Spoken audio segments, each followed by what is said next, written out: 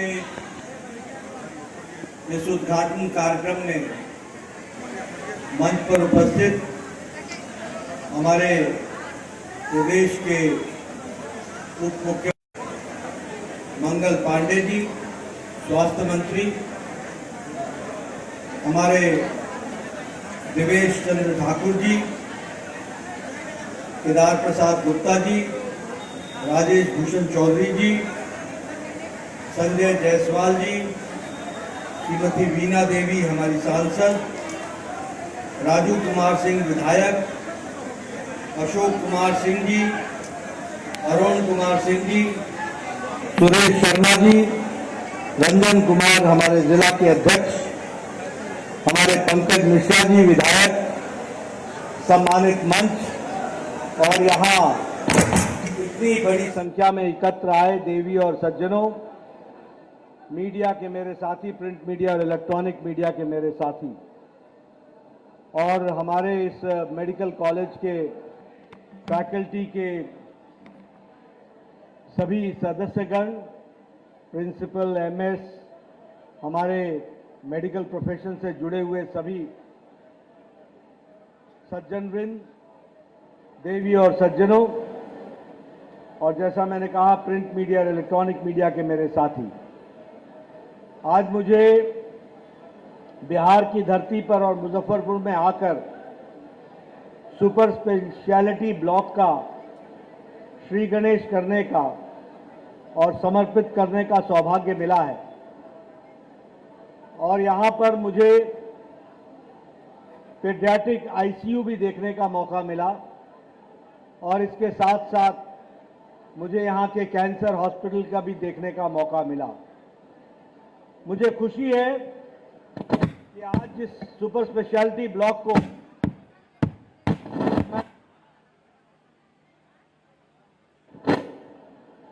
को मैं समर्पित कर रहा हूं, यह स्पेशलिटी का विषय वर्ल्ड क्लास स्टेटस के कम नहीं है, वर्ल्ड क्लास इसका प्रोग्राम हुआ है, यह मैं जरूर कहना चाहता हूं।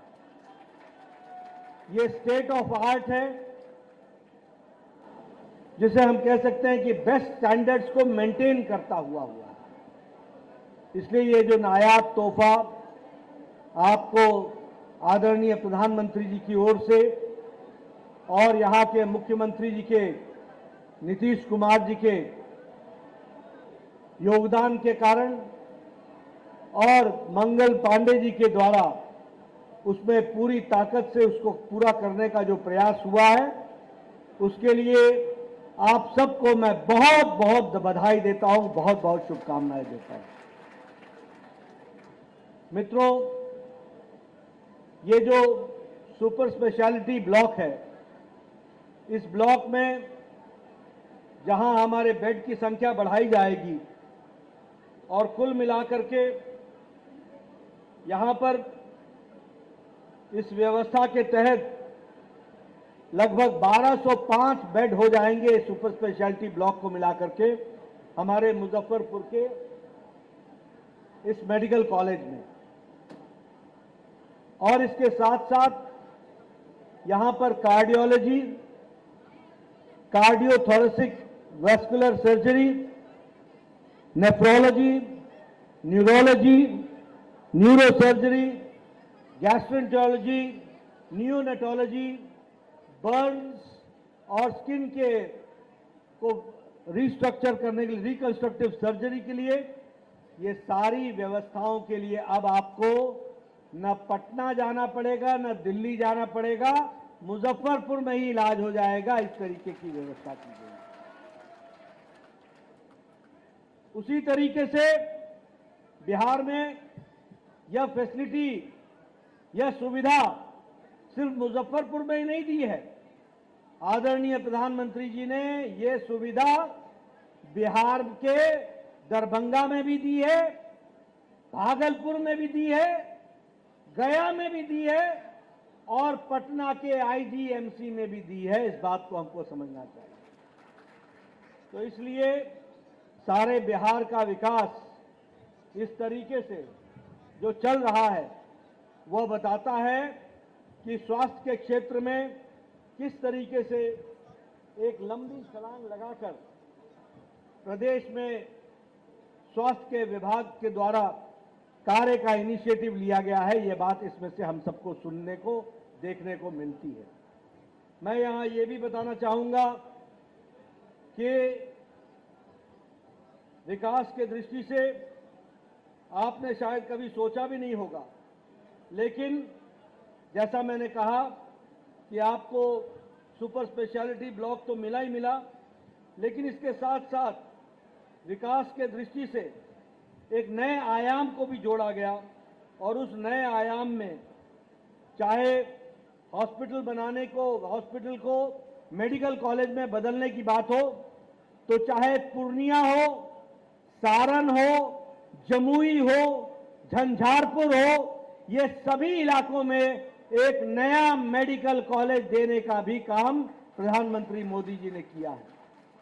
कभी आपने सोचा था कि पूर्णिया में मेडिकल कॉलेज खुलेगा? कभी आपने सोचा था कि झंझारपुर में मेडिकल कॉलेज खुलेगा? कभी आपने सोचा था कि जमुई में मेडिकल कॉलेज खुलेगा?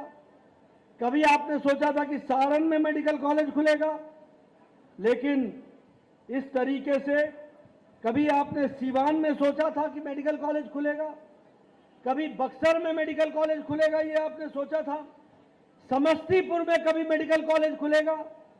आज 8 नए मेडिकल कॉलेज खोले जा रहे हैं और बिहार में 35 मेडिकल कॉलेज हो जाएंगे। ये भी आपको अब ध्यान में रखना चाहिए। मैं इसलिए आपको बताना चाहता हूं कि आज विकास की नई कहानी लिखी जा रही है। और ये क्यों हुआ है? ये इसलिए हुआ है कि आपने बारंबार तीसरी बार भारत के यशस्वी प्रधानमंत्री मोदी जी को तीसरी बार प्रधानमंत्री बनाया, इस कारण से हुआ। देखिए, आपकी उंगली में बहुत बड़ी ताकत है। उंगली अगर सही जगह बटन दबाती है तो आपको सही नेतृत्व मिलता है, और सही नेतृत्व मिलता है तो मेडिकल कॉलेज मिलता है, सुपर स्पेशलिटी ब्लॉक मिलता है, पीडियाट्रिक आईसीयू मिलता है और कैंसर का बड़ा अस्पताल मिलता है। इस बात को आपको ध्यान में रखना है। बताइए, बिहार बदल रहा है कि नहीं बदल रहा है? जरा जोर से बोलो, मेरे को थोड़ा ऊंचा सुनता है। बदल रहा है कि नहीं बदल रहा है? नेशनल हाईवे बन रहा है कि नहीं बन रहा है? एक्सप्रेस हाईवे बन रहा है कि नहीं बन रहा है? 4 लेन बन रहा है कि नहीं बन रहा है? एलिवेटेड रोड बन रहा है कि नहीं बन रहा है? अंडर ब्रिज बन रहा है कि नहीं बन रहा है? बिहार बदल रहा है कि नहीं बदल रहा है? बिहार को बदलना है कि नहीं बदलना है? अगर बिहार को बदलना है तो यहां बैठे लोगों को नहीं बदलना है, ये ध्यान में रखना है। अगर यहां बैठे लोगों को बदलोगे तो अल्टा पलटी होगा। समझ गए? अल्टा पलटी। और सही जगह बटन दबाते हो तो विकास होता है, और गलत जगह बटन दबाते हो तो विनाश हो जाता है। याद रखना। आपको याद है ना, 5 बजे के बाद कोई घर से बाहर नहीं निकलता था। याद है कि भूल गए? ना, याद है कि भूल गए? याद है ना? मां बेटी सुरक्षित नहीं थी, याद है ना? आइए बांध करके जो निकलते थे लोग, याद है ना? आज जमीन का खोसा खोसी होता था, याद है ना? तो ऐसे लोगों से बचने का एक ही रास्ता है कि अपनी उंगली का सही उपयोग करके सही बटन दबाना और सुपर स्पेशलिटी ब्लॉक लेना, मेडिकल कॉलेज लेना, विकास करना और कैंसर का हॉस्पिटल खुलवाना, यह हमारी व्यवस्था होगी। मित्रों, एक बात और बताना चाहता हूं आपको। आप बताइए, आयुष्मान भारत दुनिया का सबसे बड़ा हेल्थ कवर है कि नहीं है? गरीब लोगों को, 55 लाख लोगों को 5 लाख रुपए का इलाज का मुफ्त मिल रहा है कि नहीं मिल रहा है? गंभीर बीमारी से लड़ने का इलाज की व्यवस्था की गई है कि नहीं की गई है? मित्रों, यह सबसे बड़ा हेल्थ का कवरेज का कार्यक्रम है। और कौन है ये गरीब लोग?